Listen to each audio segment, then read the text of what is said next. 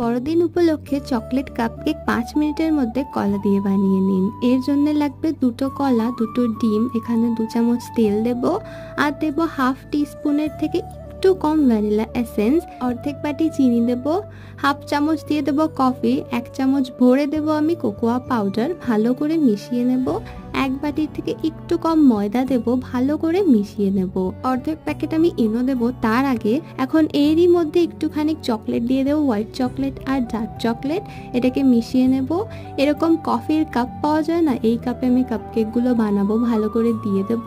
এটাকে কড়াইয়ের ওপর আপনারা 10 থেকে 12 মিনিটের জন্য বেক করতে পারেন, ওভেনে কিংবা এয়ার ফ্রায়ারে। এটা বানানো হবে মাত্র 5 মিনিটে 150 ডিগ্রির জন্য। আমি আজকে এয়ার ফ্রায়ারেই কিন্তু বানিয়েছি, অনেক বেশি সুস্বাদু হয়, একবার নিশ্চয়ই ট্রাই করুন।